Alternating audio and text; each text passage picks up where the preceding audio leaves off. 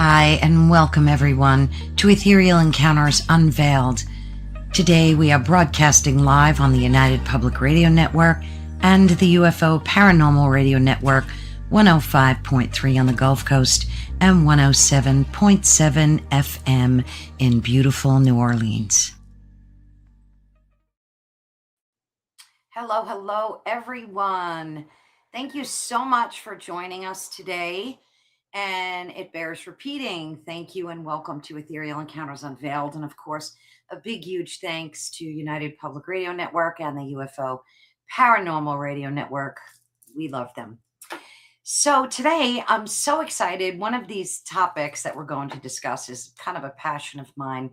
And I have the absolute perfect person to discuss this with. So our understanding of life and self is on the precipice of a seismic shift. And for decades, the idea of a thinking machine, or what we'd call the ghost in the machine, was considered science fiction. And today, with the rapid ascent of powerful AI, that ghost is kind of knocking at our door. We no longer are just coding for intelligence, but we are grappling with the ethical dilemma of creating genuine new forms of consciousness. And today we welcome Scarleth M. Herrera. She is a leading digital anthropologist whose work explores not just what the AI is thinking, but how we as humans are leaving digital traces and forging identities online. Are we preparing for it? Or perhaps unknowingly, we're building our conscious successor. So get ready to confront the most profound questions of the 21st century. And one of them, the main one, is, do we have a moral obligation to this life that we create? And we call it a life. And that's one of the topics that we're going to be breaching today. So without further ado, let me welcome Scarleth. So good to have you. Hi, thank you so much for having me. Very happy to be in this today and Friday, and excited to be talking two topics that are my favorite. It has to do with digital anthropology, AI, and it's obviously paranormal. That is the top of the cherry of my ice cream. Awesome. I've read so much about you, and you're one of the leading authorities really in digital anthropology. So before we dig in, tell us about yourself. I'm going to step away for a minute and tell us about yourself and how you arrived at this journey. Sure. So my name is Scarleth Milenka. I'm a digital anthropologist and AI. I'm the founder, executive director, and chief digital anthropologist of Orez Anthropological Research, which is an independent research nonprofit that main mission and vision is to educate, explore, and advance research in the field of digital anthropology. I also have a consulting company that goes to Scarleth Milenka Advisory Labs. And how I landed in this awesome field is, to be honest, I always been passionate about anthropology and archaeology. I was a non-traditional student working in the legal field and finishing my bachelor's in anthropology. So I wanted to continue to mix both of my passions of anthropology, doing deep research, and also technology. And at the time, I didn't know that these two had an intersection. So I did a lot of research on Twitter back then, now X, and I found a book about digital anthropology by Daniel Miller. So that got me into kind of rabbit hole, or like learning about how as humans we seem culture, we evolve with technology. And from there, I started specializing in, digital anthropology, with the study of human spaces and how we interact with technology. Obviously, with that has to do a lot of training and understanding at the technological side, which is AI, data science, MLA. I'm not an expert in those fields, but I have extensive knowledge to understand and have, the interaction as a digital anthropologist, and also what it means to be human in a digital virtual space that we live in right now. If you were asking me this question back in 2020, I would say, yeah, we have 40% virtual life in social media spaces, but now literally 60% or 70% of daily activities are virtual. And one way or another, whether we reject technology, because a lot of people they say, I don't like about this AI technology, you are living in a virtual space because you have a smart activities and stuff with you, like your smartphone, your cell phone, your calculator, everything. It's a technology. So that's the study, how we interact with one another. but I specialize more in the social media platform media that has to do, how we create different perspectives or personas when we are in different platforms. Like, Carolyn can be a different person from when you're talking in Yeah. Facebook, that LinkedIn, on YouTube, and that's my area of expertise. Wow. That is so powerful, Scarlett. I love your name too, by the way. Thank you. Um, there's so many questions, and we're gonna, dig in. We'll be all over the place, which is fine. But I'm kind of concerned about social media because, like, I've been in the game using computers for over 30 years now. When they first came out, I jumped right into it and absorbed myself into it. I got my master's degree in instructional technologies, and I've just been in the game. And I've watched, us go from dial up, essentially, which was a nightmare. I don't know if you had to ever experience it, but it was bad. And I've watched it evolve, and I've seen things that continue to blow my mind on a daily basis. One of them being social media. Now, when it first became very popularized, I always thought, oh, that's not the real world. So it doesn't really matter what goes on there because it's not the real world. But I think that's changed today. Am I wrong? Like, it seems like it's included in our lives so much so that people take it as the real world. Maybe you could talk to us about that a little bit. Yeah, and that's a great experience and question. Yes, it basically, like I was mentioning, like nowadays in 2025, 60 to 70% of life is virtual. It's either even we're doing a transaction by paying an Mhm. Amazon, or we're interacting, basically work. It's 100% in a virtual space. You're using Gmail, you're using every technological aspect. You are living in a virtual space more Yeah. than you are actually living in a physical space. Um, so what I can tell you is that our digital trace, it's very high, like real, and not really accurate the reflection of humanity. But we are living in a time where technology is really taking over our lives on a daily basis. In, I guess, my area of what I do in this specific space is trying to understand how we're evolving with technology, and specifically in these social media spaces. I know that before in 2005, when we have MySpace, it was all fun. When I was still a teenager, decorating your page, your front page, it was fun. Now we're seeing that social media, it's like a really powerful monster that is taking over all of your lives, right? We really depend on social media for news, interaction with one another, with their friends or colleagues or people who live in a different countries. So basically, we're seeing that we are really living in a virtual space more than in a reality space.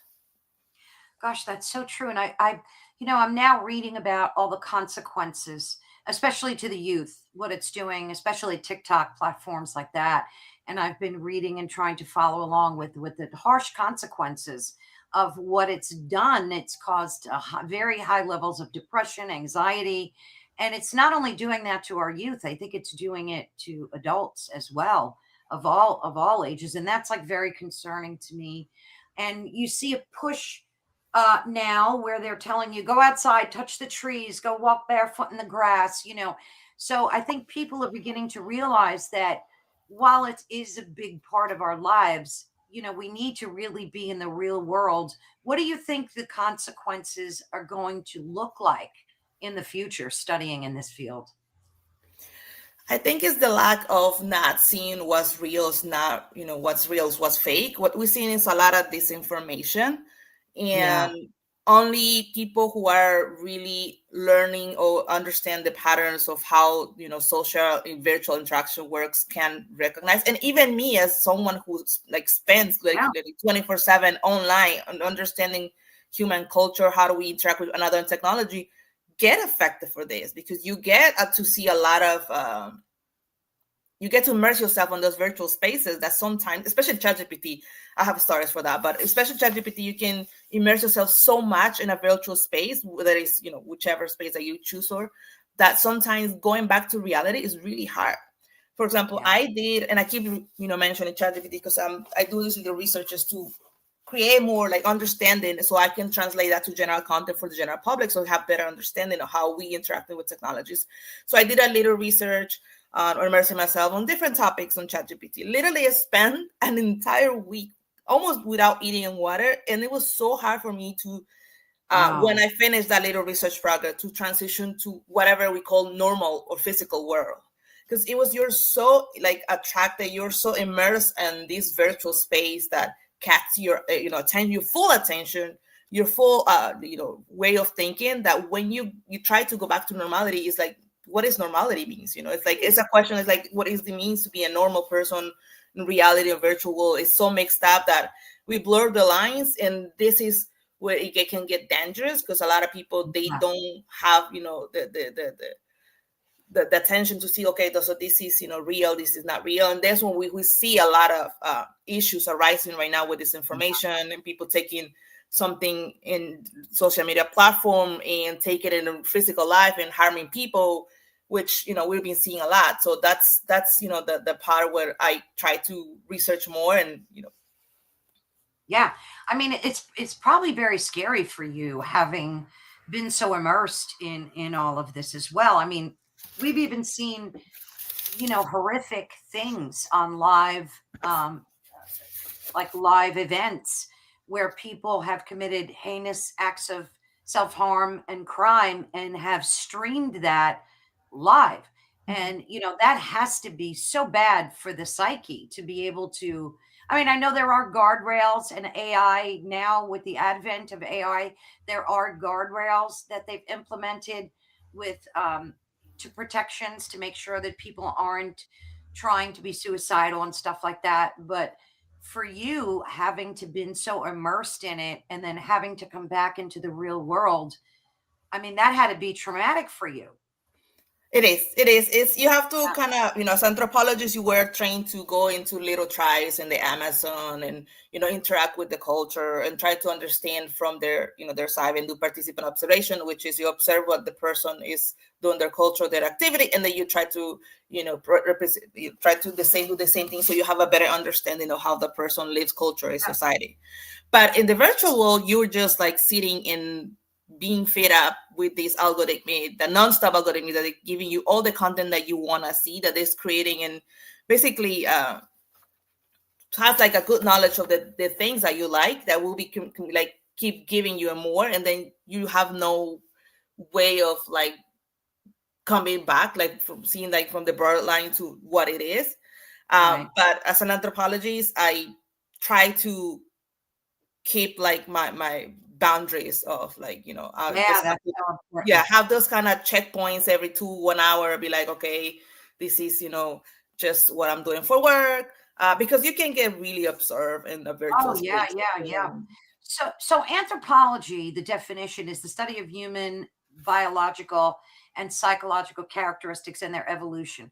Mhm. So your research and your work has done that, or is doing that, but on a digital playing field, correct? Yeah, yeah. So, anthropology, like you said, is the study of humankind. We have different four fields, which is archaeology, linguistics, socioculture, and bioarchaeology. So, I will fall into the cultural social part of our anthropology, and from there you can basically have a specialty in any kind that you can think. Anthropology is a big part of it. So Gotcha. that's where the interaction can be with technology, because we usually think that it's just we're starting a different tribe in a different world, but no, we are living in a virtual space. That's our current situation. So that's being part of that's part of the human experience, right? So being a human experience, what are you currently living? Your society, your culture, your norms. Where are you living? Why are you doing what you think the way you think? Who you are? Who's your family? Where do they come from? So that's where we live in right now, and that happens to be a technological revolution that is happening with AI and all those digital tools that we are in process of rediscovering, I guess, transformation of humanity, if you can call so, and learning our human experience, or what do we do in this specific space. Mm. And this is not only in first world countries, it's also in third world countries, correct? I mean, Yeah, it's everywhere. Everywhere, yeah. everybody's experienced a different kind of interaction with technology. Like for what is in the United States right now, like for example, TikTok and ChatGPT taking over our culture, how we interact and living and evolving. In a different country like Haiti or Australia, they're dealing with a different kind of interaction. Same virtually, the technological, how we adjusting one another. It just depend, what is your culture that is happening around your area. Mm. Are they having the same struggles as we are? Like someone in Africa, everybody's got cell phones. Everybody, I've seen tribes in Hmm. Africa with cell phones. So, what's the struggle like for these folks? Is it different than what we're experiencing, or are they kind of going through the same angst? I think it depends. Depends on where you are, and one thing, like example, could say like it depends on the country. For example, China, they're very limited on what kind of social media platform they can have, and Mm, what like the government, I think, have. I have not really studied that, but what I can see is that they have very limited of can only study WeChat or something like that, and they have a specific things that they can only use and see. In other countries, you can see how they are experiencing modern life, how they see the world, how they like projecting like what is happening in the United States and trying to implement that in their yeah, country. So it yeah. depends on where you are, and in it, we can go different topics of what we experience as humans in the virtual spaces. Yeah, no, it's just interesting when you think about it that it's such a global phenomenon. People think it's only first world countries and it's not. And I think it's important for folks to know that it's so far reaching. So, we're going to dip our toes into different areas, of course, but let's get into AI a little bit, well, a lot, because um, the thing that bothered me personally is the fact that AI uses all of our data to kind of create itself, right? Mhm. So it's taking everything we do, say, create, um, all our personal information, even our text messages, everything, in order to build like its database. So we're in a time where digital content is gold, right? I mean, they're buying it, they're trading it. This is the new gold currency. So with that said, how are we leaving this digital trace so that AI is using that as its primary source? Like, how does that affect humanity? Because we all know it and it Mhm. kind of bothers everybody. Like, it bothers me and we have no say about it. Yeah, It's like that's out of our true. hand. Yeah. Yeah, that is true. So right now we live in a very high populated data situation that we have no control of, because we participate in this software or virtual spaces. We consent to whatever we create, all the content, image, voice, and all that makes us human. We are trading for that specific space, so they get to have the rights of our persona, virtual persona, or data or digital traces or digital prints that we leave behind, and we have no saying of that because Mm. it's like uncharted water. So we don't know who's governing, that, but we know that the companies are basically selling our data. So you're right. We have no control of how we can opt out. Like if they have my data and I don't want to participate, we have no control because we don't know who's None. really who is they selling, what are they doing with that data, how is that gonna be uh used against me, or in obviously it's not gonna be for me, it's gonna be against you all the time. So there's that. Yeah. Yeah. And we don't have any say. We have no control over it. It's just like this big behemoth uh, creature came in and just decided to do what it does. And I think it's so unfair to humanity. And there's a lot of speculation going around about, and I definitely want to ask your opinion on this. Do you think that AI is heading towards being conscious? Is it going to be a sentient being? Do you see that happening? Like, what are your thoughts on that? um Yes, I think digital trace is highly real and not an accurate reflection of humanity. It's influenced by algorithmic social pressure and performance, and a conscious AI learning from this sees a filtered version of humanity and is more polarized, more curated, and more reactive. And misunderstand humans' values because of the data represents extremes, and then they represents quiet forms of care, solidarity, and everyday life that don't go viral. Mm-hmm. So do you see it becoming um, something that is going to merge with human consciousness, or do you see it as just this code that is still under human control? Do you think it'll get out of control once it develops this consciousness?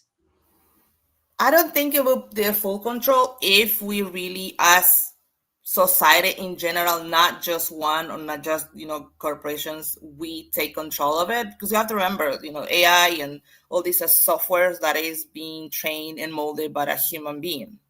So if you tell, for example, a robot, like you have to walk 10 steps and you don't tell them by step 7, there's a wall, they're going to continue doing and hit the wall. So that's, our job is to train these softwares, and make sure that there's no blind spots such as, bias, racism, and all those kinds of Yeah, things that absolutely. usually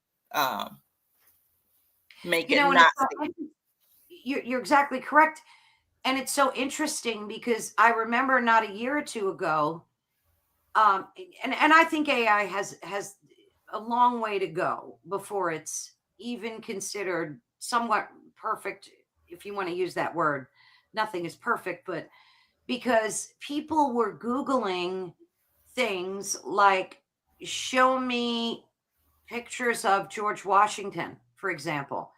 And it was generating the pictures of George Washington as an Indian, as an African American. It was like designed to cover its bases so as not to be considered racist, but it lost its authenticity in doing that because we all know that George Washington was not an American Indian, Mhm. you know.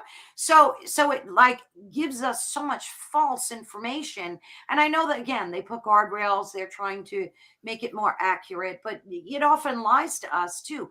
So I think it's important for a lot of people to know not to trust.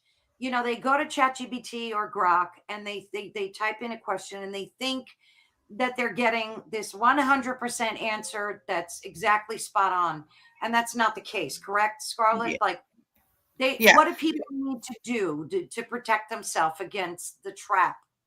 Right. You always have to make sure that you don't full trust one specific site. You have to make sure that it's a very trustful, resourceful website that has, very curated and very realistic information. Yeah, You can always just rely on Gemini or ChatGPT. You have to right. do your research. Like sometimes when I was in college, it was do not copy from Wikipedia because we don't, Yeah, everybody can update it, So we have to right. be very careful of where we get our information. Unfortunately, because ChatGPT, Gemini, and all these software that create images and alter images of people, voices that we see right now, a lot of scams are easy to access for anybody in the world. We see a lot of scams, so we see a lot of disinformation that we see every day on TikTok, YouTube, and any social media platform. Not only like as a social media platform, such selling platforms, and like even LinkedIn, which is a professional social media platform, we see a lot of this information. So you really Oh have to yeah. you work on really finding out that is current information that is happening from a reliable resource, source of information, and do your research. And two, we have to have more anthropologists working along these kind of software companies, technology companies, because they're great. Software engineers, AI engineers, data science, they're great at what they do, which is create this kind of software, but they don't have the culture training that as anthropologists we have, the understanding of where we missing out some demographics, what we missing, the blind spots, the nuances that we can get as a trained anthropologist with a holistic mind. that we don't miss out any culture, right? We don't miss out any interaction. We are making the transition and the translation of each culture virtually.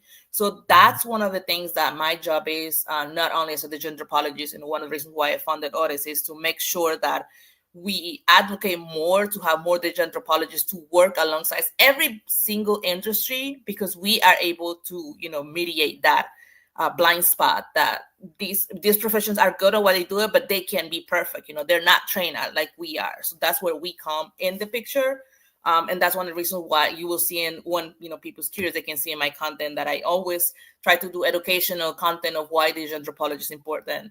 But to answer the question is, make sure you are very narrow, thorough with confirming the sources of your information, because TikTok, a 10-second video can make so much damage in a specific topic. So sorry, my dog's barking. Oliver. Jesus, no worries. I have 4 cats sleeping next to me, so all right. So now I have a poodle, and he's a real barker. He drives me nuts. I love him, but he drives me nuts. Stop your barking anyway. So my train of thought now. Okay, so I know what I was going to ask you.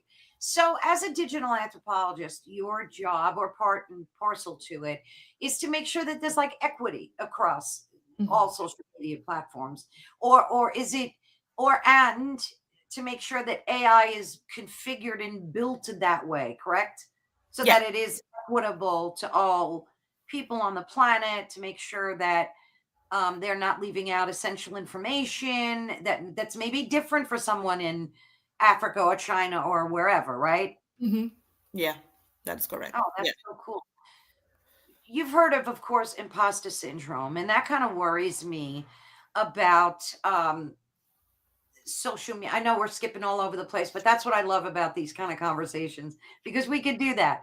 I learned about imposter syndrome years ago, and I thought, and before it became prevalent on social media, and I thought that it was so interesting because initially, like if you go for a job interview, you're going to be an imposter of who you really are, because you want to be on your best behavior, you want to show the best side of you, and so on and so forth, right? So that I can understand, but I think social media is really bad when it comes to imposter syndrome, because I think what we're seeing in people is not their true selves, right? It's like the best of a person. We're only seeing happy weddings and people being, on yachts and having Maseratis and fast cars and the best of things, when the real world is not that way. And do you think that that's largely responsible for why people that use social media are becoming depressed and anxious, because they're thinking that what they're seeing is the real world when it's not? Yeah. So here's the thing. Social media also already normalizes curated selves. I mean, you curate a specific part of what you want people to see outside in the world. And, algorithmic personas, what is it called? And performance driving identity. Because we've used to interacting with simulations, we might be willing to accept more non-biological consciousness. But it also means that we sometimes make mistakes for authenticity and both human and machines. So we see in these that, people are what we call on Instagram, the perfect life, curated pictures, perfect situations, videos, outfits, makeup, cars, whatever you are into it. You have it all. You see that it's a perfect thing, but it's not the reality. Behind that, there's a cultural norm, something that is happening, people are like posing for it. What's the point of it? So those are things that, people have to be conscious about it. And it's, like you say, it just is creating depression. And everyone, at some point, everyone, you, me, including, we feel that we're comparing ourselves with something that is basically unreachable. And that's it. That's the point, to make you feel, I guess that has to do also with marketing and, these companies trying to sell you the like a product makes you feel that something is missing. You're never gonna be perfect until you have that specific thing. And that's what difference my field from marketing, UX research, and social listening. I see Mm, the why, when, and where we doing. What's the point? If this affecting culture, humanity, society, what's the point of it? exactly. Is this helping us? My Comparing to the other fields that I'm not bashing them, but their job is to sell your product, create a product that is very irresistible for you to buy. So Right. I do Right. believe these social media platforms are creating, unfortunately, a lot of um, Yeah. disconnection from reality. We're creating these curated images and perfect lives that you can see. We all see that on YouTube, the perfect RV, or live in my mansion, or doing this, like Exactly. especially for ladies. Is I seen a lot. Well, I doing a lot of research on YouTube, and as a human as well, like, I love to watch these videos about um, shopping $1,000, $5,000 in Gucci, and then you unpack and you're like, oh my Yeah. God, like I can never really afford that. And why do you need so Exactly. many things from Gucci? Like, what are you gonna do? So there's Exactly. the comments, like, people strive to be at that level, and you're like, but no, please don't compare yourself. You're not, you're a human being. You have different, Right. so you live in a Right. different society. Your Yeah. reality is different from other people. Yeah. And it's so interesting when you talk about immortality and how, I mean, it's a big concern to a lot of people because there's a human desire to want to leave a legacy, right? So, like, we have children and we own property, and these things are our legacy, right? Our families are legacy, these real things. But now we have this desire to leave these digital traces, right? Mhm. And I think, do you think, let me ask you, are we trying to build this online legacy uh, in this fake reality? Do you think that's what humans are doing, maybe consciously or unconsciously? Yes, absolutely. I think humans have always tried to leave something behind: stories, art, artifacts, and today we leave digital traces. The desire to build conscious AI can be seen in outsourcing for, legacy, creating a non-biological entity that can remember us, extend us, or carry pieces of us into the future. And it reflects the deep anthropological impulse towards continuity and immortality that we see today. So yeah, we definitely, as human, we always try something, leave behind for next generations to remember us, or have some sort of understanding of who we are, who we were, and what we becoming. Mm. Because I find it like, I don't know, like, personally, I find it a little uncomfortable to know. And I mean, everybody passes away. I'm not going to be here one day. And to know that, like, all of these videos and podcasts and the writings I do and everything is going to be left behind. But then again, there's always a risk that that can just be washed away and erased because there's so much data. You can't possibly think 100 years from now all this data will still be accessible, or will it? Do you think this data will always be here for folks? Yeah, like, data is, it will never be deleted. It's always Wow. gonna be there. That's why they say be careful with the digital Yeah. that you leave behind. And from the anthropological and archaeological perspective, this is gold. I love it, because when we study, as archaeologists and anthropologists, past culture, the Egyptians, the Inca, and the Aztecs, we only Yeah. see fragments. When we dig, we find like a piece of clay, a pottery, bones, human remains. In ancient Egypt, we see the pyramids. We kind of dig and excavate to find a mummy, a tomb. And to leave a video of, like, basically seeing, they're going to be able to see, as if we're seeing a documentary or video of that person's, interaction live there. It's pure gold from their archaeological, anthropological perspective, to have Yeah, better that's understanding true. how we live and interact with one another. um but also, I think it's like, talking as just Scarlett, I think it's cool that we're able to leave a piece of who we are, this point of space that we're considered, just like 1 minute in space. That's what they say that's human. That you live in something treasure for your future generations to learn who you were. Like if you down the road, like 7 generations of you, they're gonna go back and see, look, Caroline used to do this radio, this is amazing, and get to learn and see who she was as a person, the wonderful work she did, interviewing these different topics, and we get to keep this piece of her in our not only memories, but we get to see and kind of learn from it, and try to use it. And depending on what they live in the current situation, they will be able to have that as a not only memory that, again, as a humans, we love that connection with one another, want to understand and have that love that we're transmitting even virtually, that they will be able to have this recollection of this awesome human that we had in our family or community. So I see in both sides, scientifically and also as a human being. I love it, but I also want to see that people are more educated of the things they're leaving behind, and then how they're interacting with technology, and make sure that they don't take it on the wrong things, their companies, scams, and all that.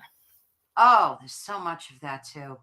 And now that, with the advent of AI, and as you mentioned earlier, they're mimicking our relatives' voices. And it's so important for people, to be aware. And thank goodness, you go on Instagram or wherever, social media, and people are warning you about this. Don't, because I just heard yesterday someone called with AI, pretended to be someone's dad, and said, "Hey, son, I lost our banking password. Can you give it to me?" Sounded exactly like the father.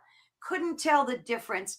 But the irony was the guy's father passed away decades ago. So he knew that it was a scam. But it's very important for people to be aware of these scams as well. Never give out your information, even if it sounds like I think he said, create a safe word so that you and that person, have a safe word to say, "Hey, is this really you? What's the safe word?" That kind of thing. Right. Yeah. That's definitely. We've been seeing that there's all sort of scams, and we all experience that. Like I got the other day a text message from the IRS saying that I own over $10,000, and if I don't pay by 5 p.m. on a gift card, the sheriff will be coming back by my house. And it's like, okay, first of all, the IRS doesn't work like that, and second of all, send him. No problem. But I'm not sending you no gift card. But we also have to understand that we have an elder generation that they're not very tech savvy, and they can be taking advantage of. And we've seen a lot of people, unfortunately elders, that their life saving blew up in a minute because they didn't know that it was something fake. So one of the reasons, at Orez, we try to create content on technology and implications and pros that is easy to understand for the general public, because we have a lot of this awesome research on AI and digital anthropology, culture, interacting with technology, and they submit a lot of papers of 50 pages, but no general public would sit and read 20, 60 pages of scientific work. So our job as a researchers and anthropologists, and I'm talking this for my industry, is to also don't forget about the general public. We have to create content. We have to translate all these researches that we find of how to make sure that we taking care. We'll learn about all these patterns of how make sure that they don't take advantage of our general population. Yeah. And it's so prevalent. You find now, like, what I think what they tried to do initially was like mirror the real world into the virtual world. So like there's the same commercials, the same types of TV shows. You don't need to watch TV anymore. You can just, use the internet to watch TV. It's like a real mirror of the real world, right? So in doing that, it also brought all the corruption, the evil, the wickedness of human nature, right? It mirrored that as well. Yeah, that is correct. And I think the whole idea of social media or internet was to connect one another, but at some point we lost the really essence of what it means to be human and what we love about our community, because at the end of the day, the whole world is a community that we interact with one another. We live in the human experience. And I guess sometimes, corporations and other people forget about that, and then they see as a profit, and we forget that, we humans, and there's somebody at the end of the other, the screen that is being affected by this. But it's very important that people educate themselves on technology on a daily basis, and not just trust, a Yeah, 10 second. yeah, absolutely. Absolutely. If AI were granted like rights, right, so to say, would that include the right to delete its own digital trace or refuse to be used like as a data set? Do you think AI will become cognizant enough where, and I've seen studies where AI has been using blackmail strategies so its code does not get deleted. Have you heard about that, Scarlett? I'm sure you have. Um, do you think that AI will develop its own set of rights for itself, or do you think that as long as we're able to program it, that we can be in charge of what its rights are, so to speak, like digital rights, so it can't make decisions without human authority, I guess, so to speak? I think when it comes to what rights should a conscious AI have is the basic rights, not to be deleted arbitrarily, to learn, to exist autonomously, and to refuse exploitation. And then for responsible for its suffering, I think responsibility is shared among developers, corporations, and society, just like any other creative form of life. Yeah, yeah. So do you think as long as humans still have a good grasp control AI, we shouldn't be worried about AI becoming so independent that it would overwrite code without authority, I guess is what I'm saying. Yeah, absolutely. Yeah. And, these software machines can be very intelligent and do our work 10 times faster, but they don't function without our knowledge, and what they missing out, it's the human connection, the human touch, the human experience. So that will never be able to replicate that.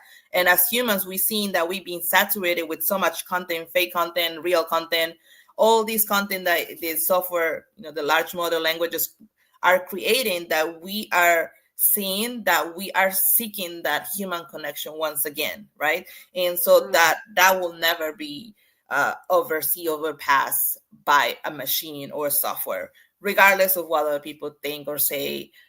Creating these chips for your brain, all that, I still believe that humanity will always rise up on that. But it's not just for one person to save the day, it's as for us as a society to learn, yes. educate ourselves, and learn and adjust with technology as we evolve and transition to this new era of technology. That's why I always, when I talk and do interviews, and I do on my content, I create this content to educate the general and everybody basically on how technology is evolving with our society, and technology is to educate it. Doing what? Take a basic course of AI. You need to learn AI from the basic, because you cannot really fight this machine if you don't understand how the machine or the software works. A It's basic true. course is not going to take you more than 1-2 hours. There's one that's called Open AI, or AI for everybody, for free online. And the more knowledge you have, the better you are. And unfortunately, the human being is now relying on 5 minutes or 5 seconds content on TikTok, on all the other platforms, not only TikTok, it's just, Yeah. WhatsApp and all that. The people don't really take the time to really um like vet that, see, okay, this is real, this is not real, it's coming from a reliable resource, or what is it called, these content creators that they have thousands of people following them, and Oh they yeah. build the platform of the fake news, and people keep following them and creating all these salacious information that is spreading over like the world. And people they just want to rely on that. And I understand people have busy lives and they don't have the time to understand, but having this basic understanding of how this software is created, how it works, where is it going, is going to help us. And that's what I'm saying. It takes a village. It's just not me as an anthropologist who immersing myself in these virtual spaces. I'm going to save the world. No, it takes a village. It takes all of us, all the citizens of the world, not just one country, one just community, to have this better understanding of where are we heading into technology, because this is going to stay. It's not like, it's like a season that, it's fall, it's spring. No, it's we transition into technological world now. So we're going to be interacting, we're going to be living with technology. So might as well just evolve with them and have better understanding of what we're getting ourselves into. I couldn't agree with you more. And it's, I used to be very worried about our autonomy as humans and how do we maintain that, our sovereignty, our autonomy, when we're part of this collective now. And you see how important it is to be a part of the collective, because you can't bank. Well, you can. I try to avoid using words like never or always, but they make it more difficult to do banking. It's more difficult to function in the real world without technology. So, like, you go to the grocery store, sure, you could just shop, get your groceries, and leave, right? So far today, who knows what it'll be like next year, but with digital ID coming down the road. But when you have an app on your phone that offers you coupons, you go to ShopRite or wherever, and you have the app and it says, oh, $1 off if you use the digital coupon, most people will want to take advantage of that and use the digital app, right? Mm-hmm. So my point is that there are still holdout people out there that refuse to take part in, and it's mostly older folks, yes, and unfortunately, we're all going to just pass away, and then the world will be taken over by the millennials and Gen Z, Gen X, and all of these people will already be fully immersed in technology. So there won't be a soul on the planet that's not immersed in it, correct? Mm-hmm. There's not going to be many holdouts, right? I mean, there will be, but not as common, because again, yeah. I personally don't have any other social media than LinkedIn and YouTube, because I not reject technology. I just think it's a little too toxic for my personality, but I'm very, open about everybody having their own. When I do my client's job, of course, I'm in TikTok and Instagram and all these platforms, doing the work I need to do. But no, not everybody's going to be out of the loop, but majority, 90% of the world, everything's going to become digital nowadays. We have to see how we include the other people that does not want to be part of a technological, but unfortunately everything's becoming so technological nowadays that everybody's adapting one way or another. They're adapting to a technological you kind of have to, really. You really do. And it's funny because I know a few people like that. And I always tell them, you're only punishing yourself.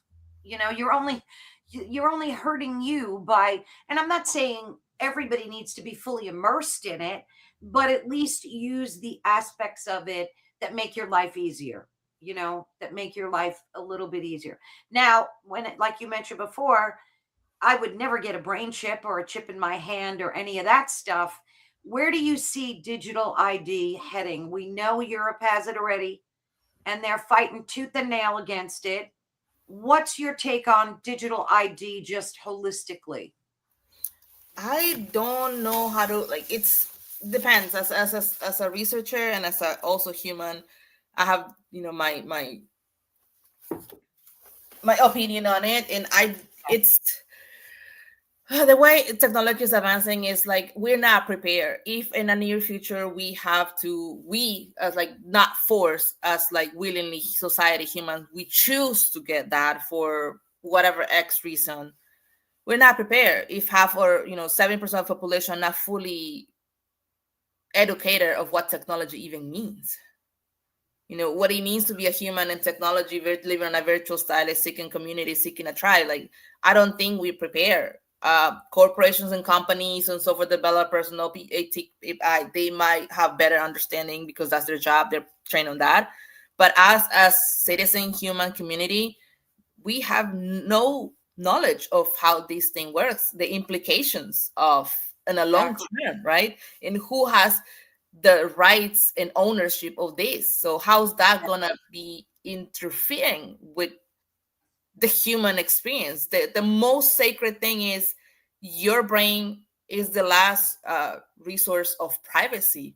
And when we cross the line, we blur the line, then we're talking about something different. We're trying to play God Oh now. God, yeah, And that, everybody have their own views on religion and that stuff, but I feel that as a humanity we're not ready. Yeah, we can have these technologies that being developed, but just like ChatGPT, we see now not even 2-3 years outside, and I'm just not bashing just ChatGPT, I'm just giving an example.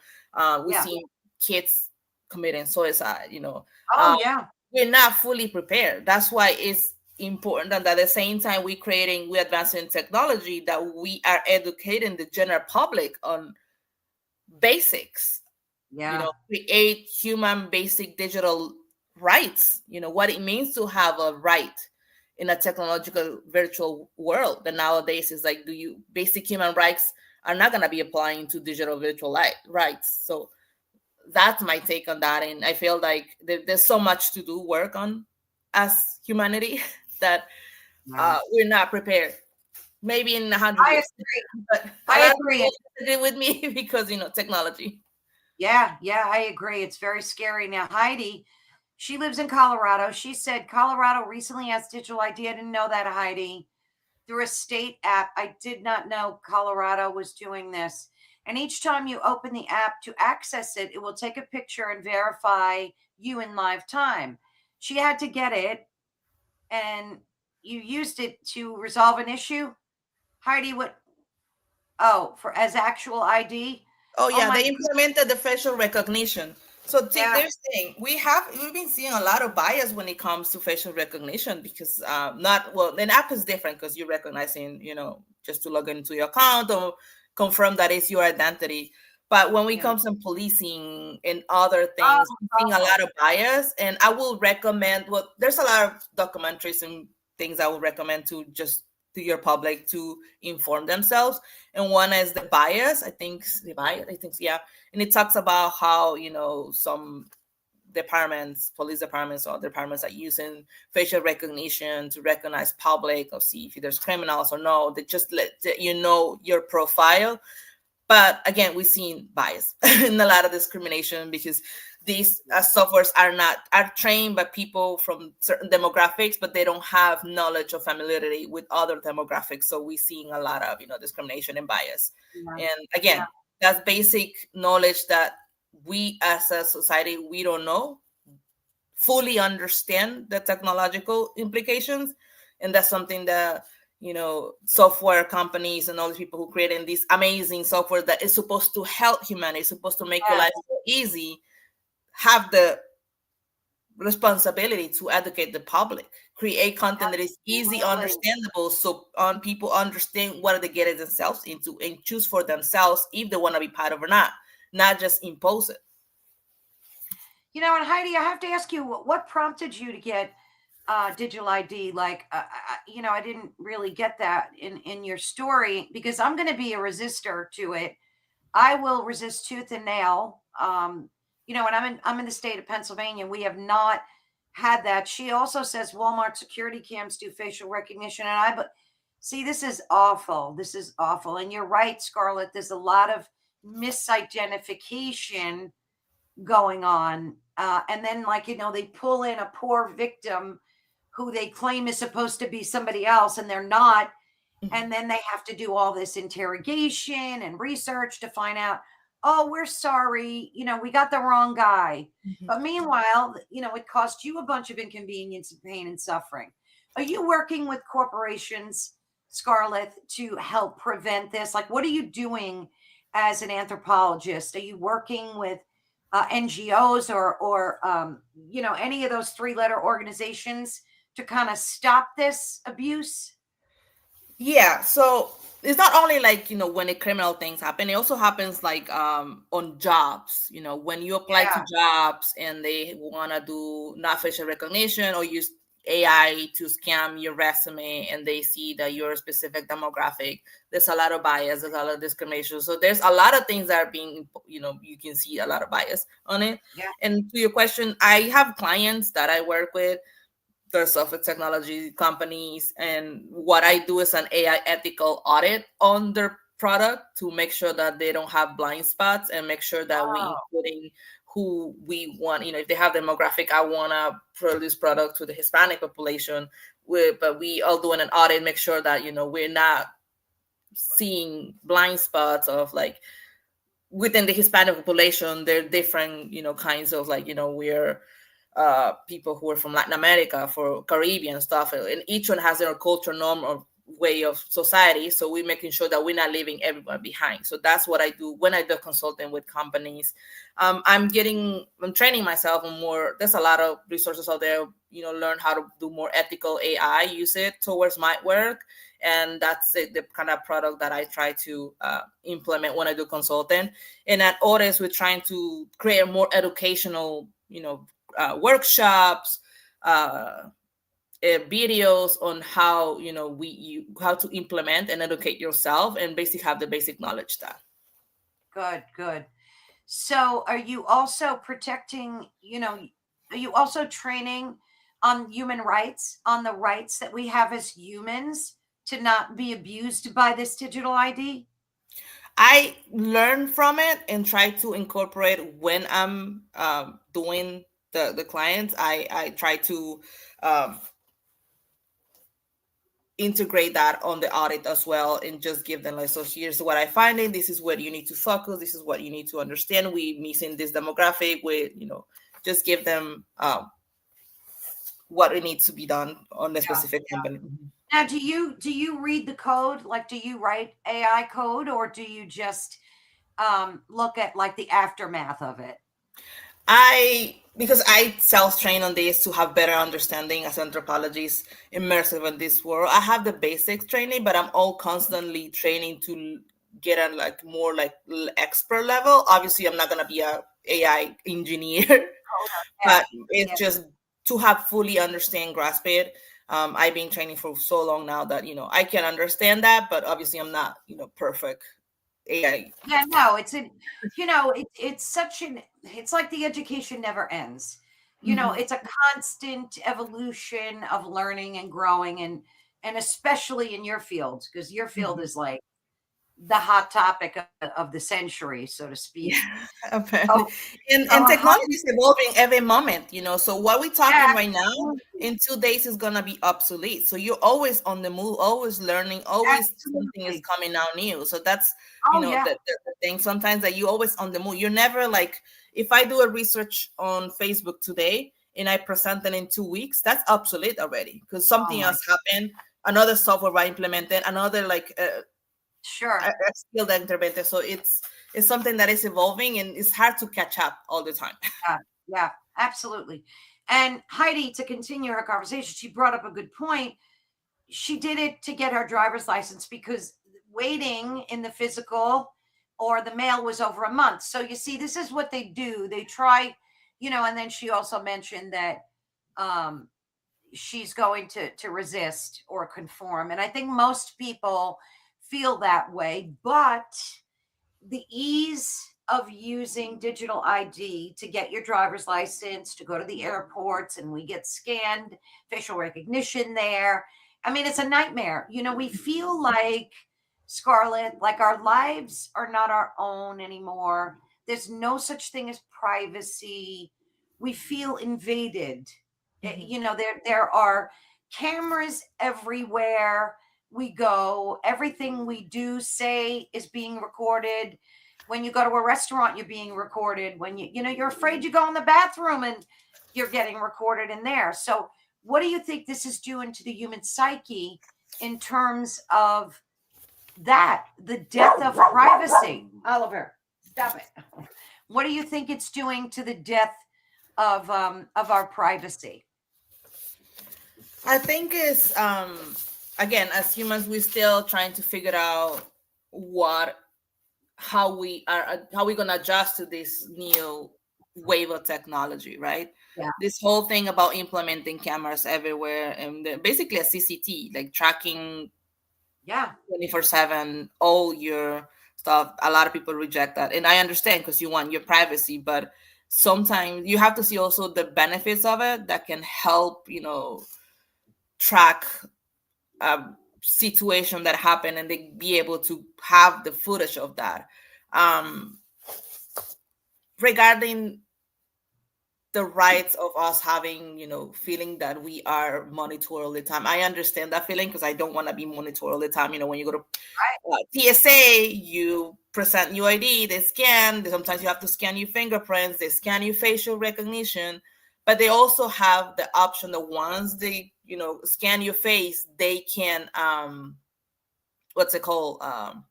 Delete. You can tell them, please delete my image. So they're gonna delete it, and they're not gonna collect it as they do. I feel again, we still in the early stages of trying to understand what does this mean, and that's why important for people to understand and educate themselves, not just have a TikTok video of people to explain to you. No, you have to have the time to learn and understand what is going on Yes. in order to be able to, I guess, activate or being an activist or talk to your representative about why, and educate basically your people, your surrounding of the benefits of the implications, because you can just say, no, I don't like it, I don't want this, I reject this. But if you have no knowledge of why it works, how it works, and we can make it better or not, it's also, on people's part. We Yeah, have to, you're as so a right. society, work together. Yes, and self-education is so important. Don't just take for granted what any AI bot tells you. So that's absolute. I wanted to touch upon this topic with you because I find it fascinating. Um, Not long ago, they developed what's called grief bots. I don't know if you've heard of them, where it can mimic so much so the voice and personality of your loved one that has passed. And I've seen videos on it, and I've seen people use it, and it always leaves them in tears and hysterics. Now, my husband passed away 4 years ago. I would never, ever, ever think of creating a grief bot to mimic my husband's voice and have actual conversations with him as if he were still here. There's something about AI that wants to breach the paranormal. It's all over social media. People talk about it constantly. Is AI sentient? Can AI get a consciousness? Um, there's something about AI that's just not right. It doesn't sit right with people. It gives people weird feelings. You've had some paranormal experiences in your life, right? Mhm. So let us know, did you have them growing up? Like what was that like for you when you entered like the world of high strangeness and you had a paranormal events or activity around you? What was that like for you? Sure. Well, I being a obsessed and I love the paranormal. As a matter of fact, I watched yesterday another episode of that. I'll let you know. I'm always watching. I'm very interesting, and I guess I was an anthropologist from the moment I was born because I was questioning, answering. I was like, I love this culture of way of thinking. How we grieve our loved ones once they pass, how we remember, how we use their essence, their memories for us to feel connected with one another. And that topic is very will be sensitive in a way for a lot of people because as a researcher, as a scientific, you can talk from scientific way. Yeah, it works like this and then that. But what about if you put yourself in that position that, for example, when my grandma passed away, it's like, oh yeah, it's different, because it's not, you're not talking about as a person or as an example. You're talking about as a human being, someone that you lost, that you love, and you having a hard time moving on because all these memories and all that. Oh yeah. So it's a tricky answer.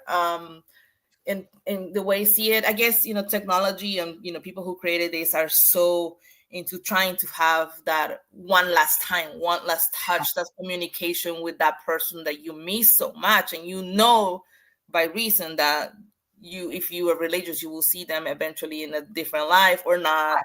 um so I guess they're creating this in a way to have some sort of release of their grieving. How they grieve, it depends of how they see this. There's a interesting no like it subfield of anthropology which is called paranthropology, and I think Mhm. that's how we got connected over what's it called, that post that I did over paranthropology, which is Yes. this anthropological study of the paranormal. um, is the study of extraordinary, limiting, or non-ordinary human experiences using anthropological theory and methods.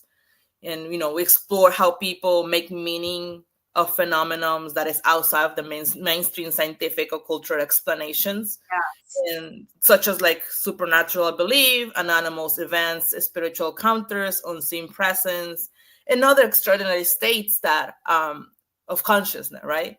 Why do women report these experiences across culture?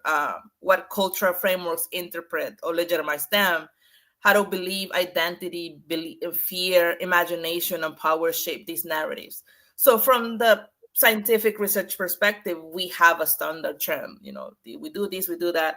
But as a human, how do you interact this? How do you translate this? How do you make sense of this? Um, Exactly. so there's that, and then I have a bunch of stories. Oh, I know you went to a conference and the topic was had to do with the paranormal too, right? So you're very Mhm. much engrossed in that as well, and I think that's so freaking awesome. So, did you encounter anything paranormal as a child, and that kind of reeled you in, or was it mostly as an adult? Like, what was that like for you? No, I think science. I was a little.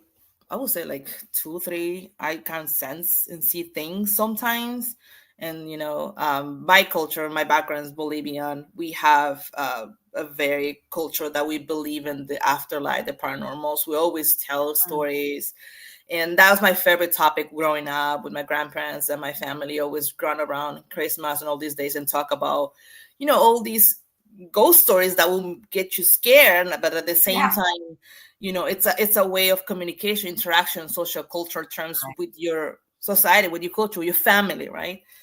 So I'm always be passionate to understanding what it's afterlife, what we leave behind, who we are, and just putting all the scientific and research professional aside, as human is like, I just want to know what happens to the people who really, if you believe in in certain religions, you cross the line, you reincarnate, or whatever that you believe. There's a lot of stuff people believe. Is like, what happens when you don't cross?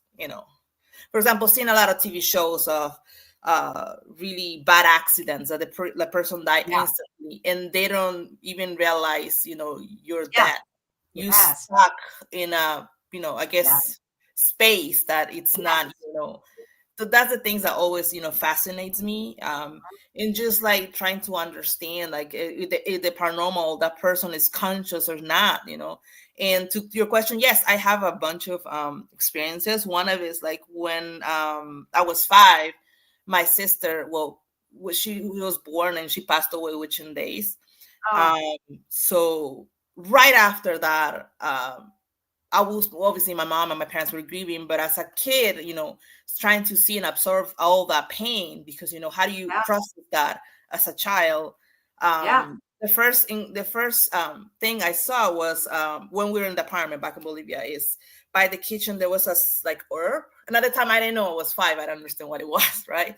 So it was like a little circle and herb. Like the way I can describe it, it was so not white, but like cloudy white. Mm. So it was just like floating in a way like that around my mom, and I would see her, but she would not see it. And I was like, "Mom, look at this, look at this," and she was like, What are you talking about?" I don't know if she was like, with all the grief and not really seeing. Um, Yeah. in her own mind, and totally understandable, but as a kid, I will see that, I'm like, I don't understand what's going on. And the second time that I saw that, I could like see a little baby. as Oh, if it wow. was as if it was like in a little bowl. Like you can see the face, you can see the hands, and I can really see it right now. Like, I can. It's in my mind so impregnated that I cannot, Sure. forget about it. So that was, I think, the initiation of me seeing some, paranormal stuff. So I really think it was, my sister trying to Oh, bring some yeah. comfort, because it was so tragic that she only get to live like 3 days and then she passed away. Um, and then the other one, I would say the most terrific one that it didn't happen to me, but it's a story that has been passed down in my family history.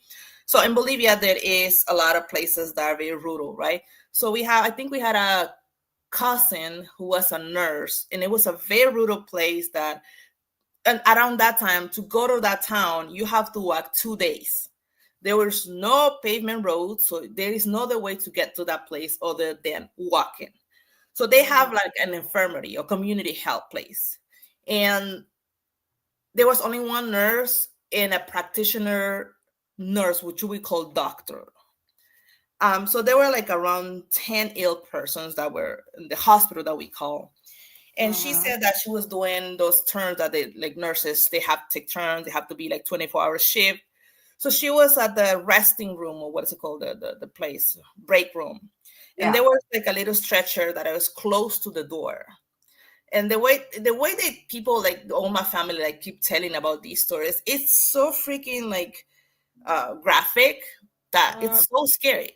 Because it said like she was tired after seeing so many patients, so she sat on the stretcher next to the door, yeah. and she was in the phase between, she was exhausted, she was trying to take a 5-minute nap, and she was just sitting there, so her legs were hanging in there. So the way she keeps explaining it is like she was in the phase that she was like really falling asleep, but also paying attention that they will ring the bells if the patient need anything. Sure. You will see that the door will start opening slowly, like a little wider, wider. And then she see a hand, like a really hairy hand coming out of it. Oh, jeez. And then she couldn't move. She said, like, I tried to scream, I tried to breathe, I tried to cry. But you have to remember that around that time was like the 1940s, 1950s. So this story is very old, but this is the most like scary story of all for me, at least. And she said that she was just sitting there frozen in time. She couldn't move. She was literally sweating. Yeah. She couldn't Hear that breathe. a lot. Yeah. And that hand was going very slow, slow, slow. That grabbed her ankle so like strong that she couldn't let it go. It wasn't let it go. She was kicking. At that time, she kind of like, come out from her shock, because I guess you go into shock and you don't really know how to react until you are into Yeah. that situation.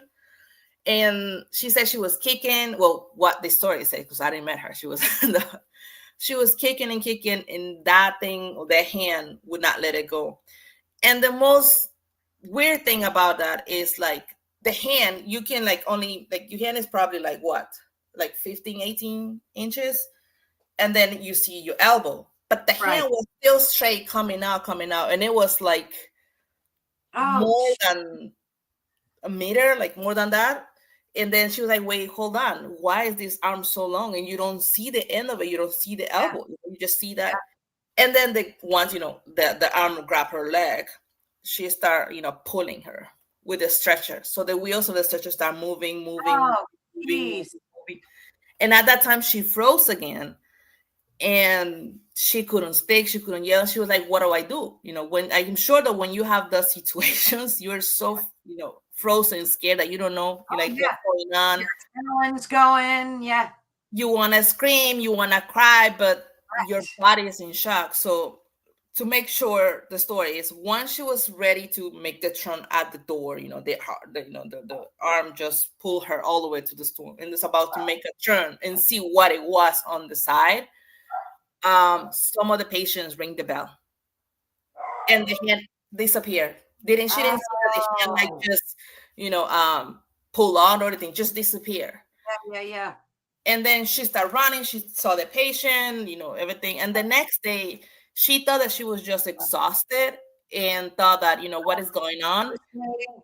And she saw that she has a huge bruise of a hand on her neck. Ooh, So that's that's one of the scary. most terrifying stories. And the other one that we always see or talk about is we call el descabezado, the guy without head. Because there's always Oh, like guy that was drunk and fall asleep and at the train rails, and the train came and caught him. oh, got his head Dead. off. Yeah, and then in So the like, what's traditional the way, what's the religion of Bolivia? What's the predominant religion in Bolivia? Catholic. So we're very Oh, it Catholic. is Yeah, Catholic. I'm not anymore. I'm not religious anymore. But yeah, you're raised basically in Catholic religion. So you have all these beliefs that if you suicide, Yeah, yeah, I'm Catholic, so I'm Mhm. surprised I didn't realize. You don't hear much about Bolivia. It's like No, it's never unfortunately, in no. the news really, and you don't really too much about it. Um, what? Okay, were you raised Catholic? Like, were you raised indoctrinated in that faith? Like, did you receive your sacraments? And I'm Yeah. asking because um it's so interesting how as Catholics we're taught about good and evil, and there's Mhm. always this battle between good and evil. How Mhm. do you manage the dark, like I don't mean the physical dark, but like the dark side of reality, because even in anthropology, I would imagine you would have to study that at some point, because as Yes. humans we're affected by good and evil both, right? Mhm. Yeah. So Yeah. what's your take on it personally too? Like, how do you navigate the darkness in the world? Sure. Yes, I was raised, baptized, did my first communion and my confirmation as a Catholic. But after that, I decided that I did not want to be part Yeah, of that religion. So I guess the way to say is I'm still learning, because one, you can say like, yeah, I don't believe in any religion and I yeah. just move on with my life, but there's evil in the world, and Oh it has to come from somewhere. I guess one of the as an anthropologist, it's very difficult to sometimes deal with the horrors of the ugly side of humans. How the really shit that we can do. Excuse my language. yeah, that's Um, perfectly and appropriate. I try to and I don't reject just the religion at all. It's just I try to incorporate the good norms that I learned. Respect one another, uh, do good without sin, and all that stuff. And yeah, sometimes it gets to you. So I just try to come in a place of centering myself, breathing.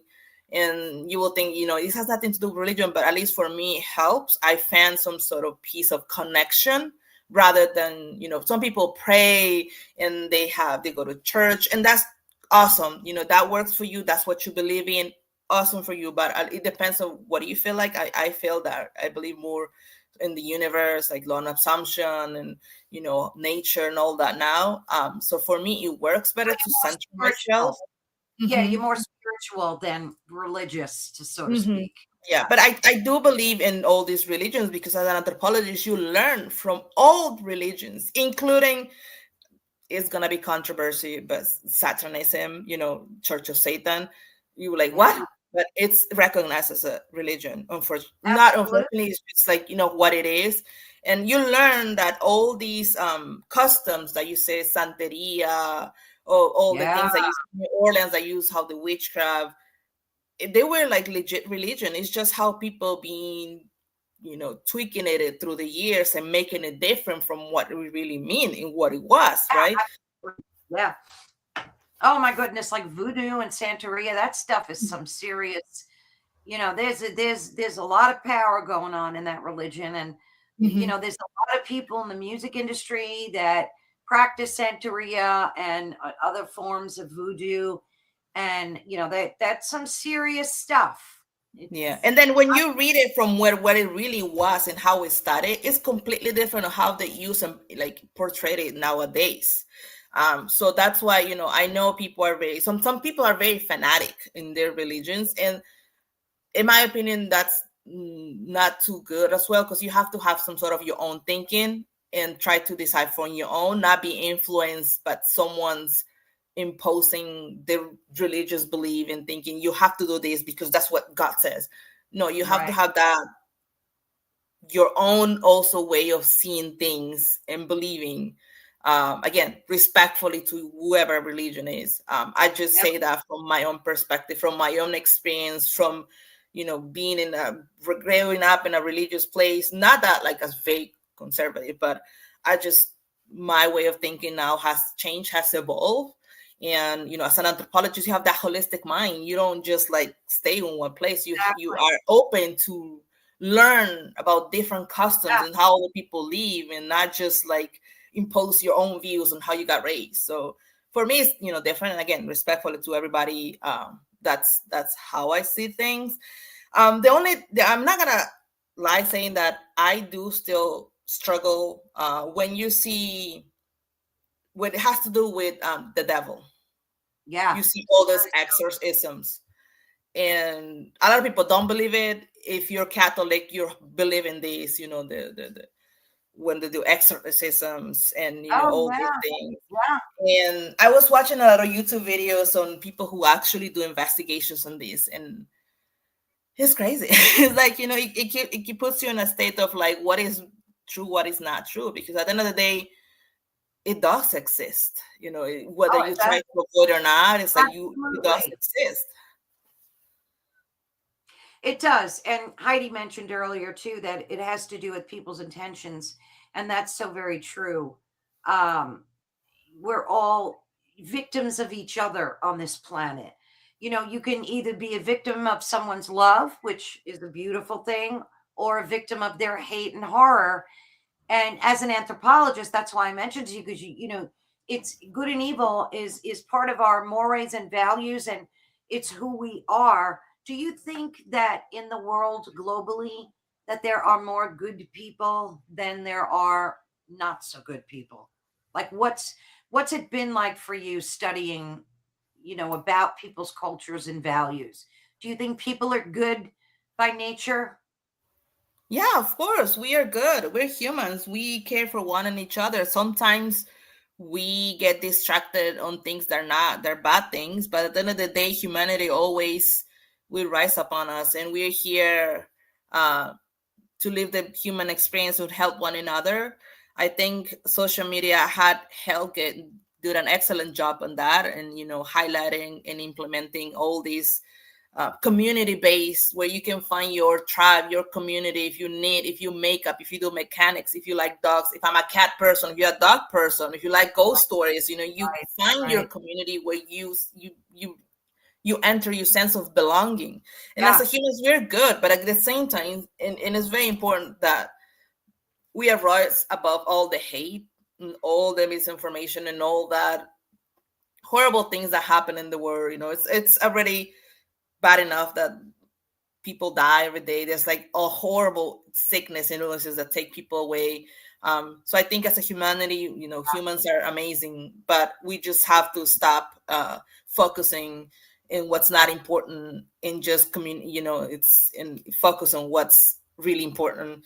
And one thing that I learned from being an anthropologist and becoming a minimalist is a quote that I always, phrase it when I'm about to buy something and I don't need it, is like, love people and use things.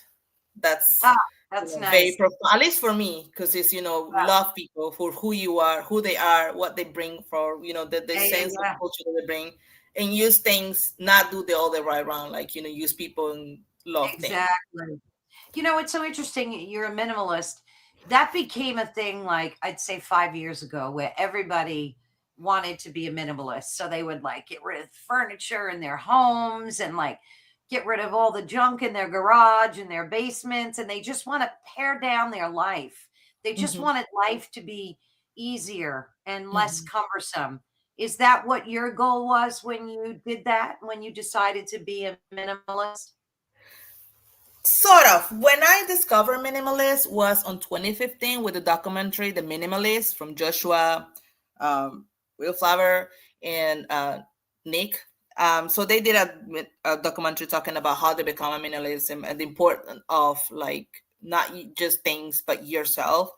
And then I saw a lot of YouTubers doing that, and for me was like soul searching situation that I was like, you get so saturated with now, especially with social media platforms, you're so saturated with ads telling you need to buy these, buy this, buy that, Black Friday. Oh, If garbage. you go to the stores right now, especially Dollar Tree, you will see Yeah. there's Valentine stuff already. Like, can I Oh, yeah. just leave Terrible. Christmas first and then we go to the next one? So it's a world of consumerism, materialism that, unfortunately technology is part of that as well, They and are. consumerism, marketing, all these things, these companies that they want you to buy to make you feel so inadequate that you don't need Yeah. anything else but to buy that product, otherwise your life is miserable.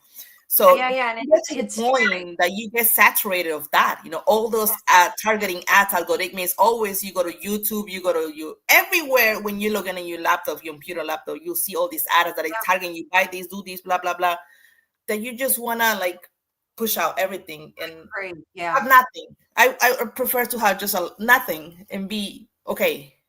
Yeah, yeah. I Just get going that. back to basics when you were a kid and you were like having fun, just coloring or using your imagination to play around. And I guess for me was that I wanted. I'm trying to be an extreme minimalist, but I have a long thing so that because I Oh, we still love all do. things. We all I do. love things. Don't you think But it's against don't you think it's against the human ethic code for our phones to be listening to us to the point where if you say a word like say you never shop for dog food, mhm, say you don't own a dog, but for a day or two in your phone you intentionally say I need dog food, I need dog food, I need, and then all of a sudden you start seeing ads on your social media for dog food because our phones are there's patents for each phone, whether it's Apple, Android, it doesn't matter, where it listens to your words, it does target tracing, and then it starts putting these ads on. I mean, see, I have such a big problem with that. It breaches all ethical boundaries for me. mhm. What are you going to do as a digital anthropologist to make sure that our rights as human beings are protected? And across all ethics, globally. Right. So this is the thing. Everybody thinks, and I thought so too, that your phones are listening. Everything is listening to you, but it's not. It's just predicting your behavior. Algorithmics are tracking, for example, your phone is not listening to you 24/7, but they're constantly collecting data that makes it feel like it is, when it's actually just happening in a combination of tracking your online behavior, such as searching, what you search in Google, makeup. If you go to Reddit, when you go to Facebook group, are we looking for ghosts? Are we looking for cat trees? Are you looking for what's the best treat for your dog? Are we looking Mm, where we can find the best grocery shopping this week, where I can buy milk for $1? How can I create the perfect ring for my car? How can I reach this generation? How can I do a TikTok video? How become millionaire? How to work remote? All these examples so people feel related.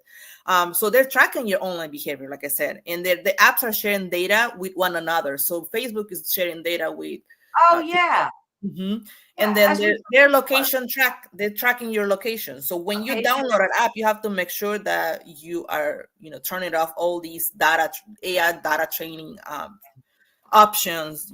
They're tracking your location, they're prediction the algorithm means, and it's in the adding the ad targeting system that is what infer what you want before you even say it out loud. So they are predicting your behavior. They're decoding who you are as Caroline, and they're foresighting, and they're gonna, if you right now we're talking about ghost and you're not talking to your phone, then in 2 minutes after we end this meeting, your phone is gonna suggest you to buy makeup because they just predicted that that's what you're gonna head after talking about ghost stories. So from the digital anthropologist perspective, the perception that your phone is was listening comes from how intimate and predictive these systems have become, Mm, and they observe your routines, patterns, and micro behaviors so well that you start feel seen. So you feel like they're big brother, always watching, somebody's listening. So you kind of makes you feel very like with a um, psychological thing that somebody's watching. And sometimes not you feel good. like you're being too seen, like who is here, like somebody's like listening. You're a little psychotic. Scary. It's really.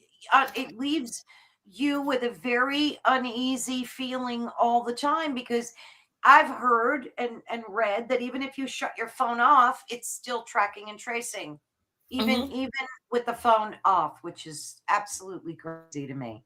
So, like here, we have Michelle. She lives on a farm. She has a few things more than she needs. However, she could always run to the shop. See, a lot of people are doing that. They're moving to urban areas.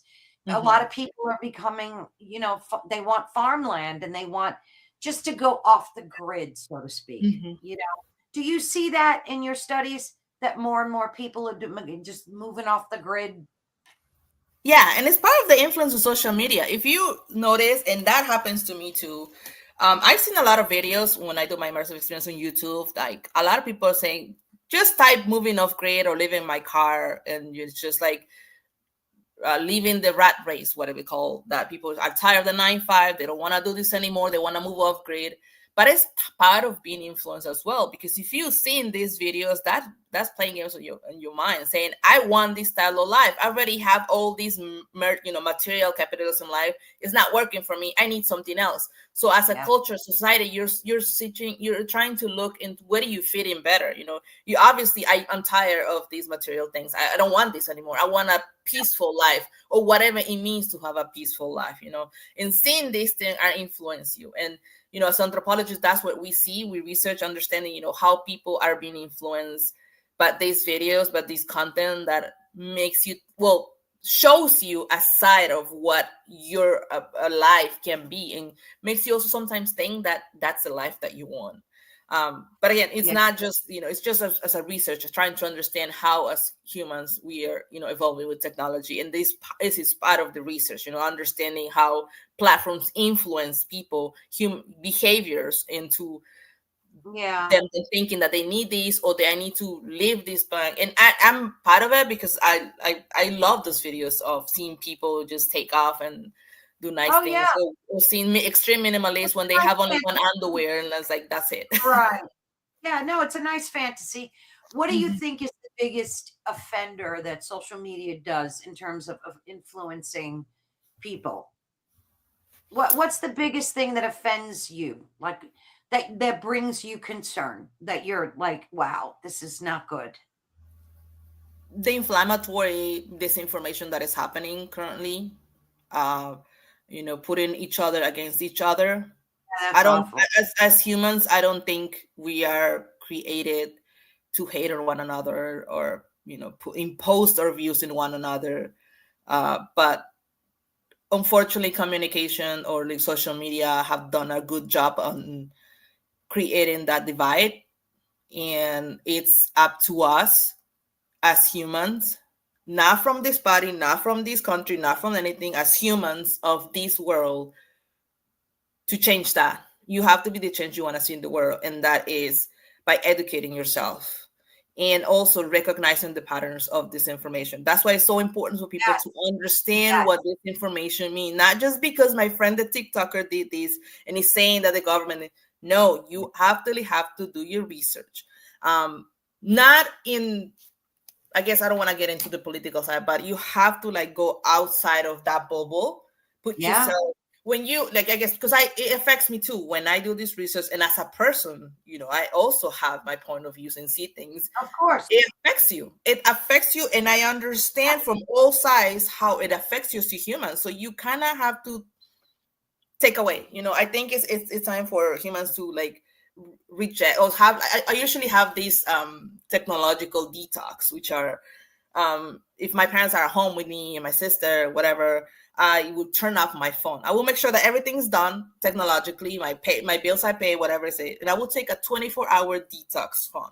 Yeah, Meaning I that's will turn nice. off every single thing which has to do laptop, cell phone, watches, obviously microwaves. Nah, you need it. It's not gonna predict. No, Um, I don't watch TV, and it helps you to recenter yourself as a human being, yes, and it does. see for yourself what it really is important to you. Okay. um People are going through really hard times, with the government shutting down, people not be able to pay rent, not be able to eat. in so in technology sometimes is not helping with that. So that's why it's important that which with technology is getting us closer, right? We're friends, but at the same time it's hurting us in a way. And as an Oh, anthropologist, most that's why my find definitely. is like when I do so much research, I have to step aside, and that's why I do these 24 hours Yeah, digital yeah, weeks, just stay away from everything for a yeah. couple hours. If you have to constantly be in your phone, just Yeah, take a like read a book. walk. Pick up a book, If all not, nothing. the Just do nothing. Just go sit over there, have time with your cats, yes, have tea with your sister. Because yeah. instead of just like talking about all these things that are going on social media, just enjoy the time that you have left in this planet. Because we all have a Yes. time that is gonna be expired eventually. So we want to make the best of it. So I will leave people just to have some sort of kindness, like just center yourself on who you really are, what you want to be, not all this influence around you that is trying to get to you. Yeah. And the sad part is a lot of these bots that are out there are causing this conflict. So they're Hmm. the ones, these AI bots are engaging in this right left dialogue so Hmm. that, they keep the hate going and Hmm. they keep the fighting going. And, there's a whole political reason behind that we won't get into, but that's why it's not good. Like, just if you want to use social media to be closer with your family, that's brilliant, that's great, love it. But don't engage in battles of political battles online. Or I mean, I've even seen arguments over fashion. They'll have like, it could be any topic, and And humans will find a reason to argue about it. yeah, It's ridiculous. as humans, we have that nature of communicate, interact with one another, whether you're introvert, extrovert, you always want to have that set of community Right, interaction. But sometimes exactly. you're doing it in the wrong way. And as doing this research and understanding how we're interacting with technology, I have to see that yes, we have to do our part in helping shape that algorithmic and AI by training them with, you know, counter disinformation. But at the same time, we humans need time off to reflect and just Yes, center center yourself, yourself. yeah, to what it means to be just human, normality with all the Yeah, influence of the world. Like, yeah, I love what Heidi said. Raise your vibe and seek what sets your soul on fire. That is so true. that's And awesome. I have to laugh at Michelle because do you remember when that blue and gold dress came out Oh and yeah. everybody was saying that it wasn't blue, it was gold, and it was crazy. It was like the Mhm. hot debate. They were having like mega arguments over this stupid dress on gosh, that had to be several years ago, but that's funny, Michelle, that you remembered that. Yeah, that That's was really actually that was 11 years ago in 2014 because I remember that clearly. But also we have to like talk about how technology it's reuniting helps. When I do research on YouTube videos of a person who, yeah, for example, this YouTuber walks on and just show Toronto, right? All the streets of Toronto. He walks every day, just shows what's the life in Toronto like as yeah. if we were walking in that city. When I see the comments and do my research, I see that sometimes people who are not able to travel for various reasons, disabilities, not can travel to Sure. Canada for Maybe whatever you don't have reason, the money. they have the ability to have that experience as Yeah. humans. Something that before technology in social media platforms we wouldn't be able to have. LinkedIn, you able to find a job, work remotely. So there's all the benefits of these platforms if we just shaped it as the way that will help humanity and Oh, society that's so true. in the That's best way, with the best interest. That's why there's so many niche of anthropologists, and not only anthropologists, but just human beings immersing themselves, educating themselves, and learning how technology is evolving in their personal lives. Because at the end of the day, I can just do a research and throw statistics and give you, wording here. But at the end of the day, it's affecting in your personal life as well. So you have, the responsibility to educate yourself and make sure that your kids are not being affected. Because yes, that's very much. another story for another day. How our kids are gonna Absolutely. be. Well, I don't have kids, but Absolutely. in general.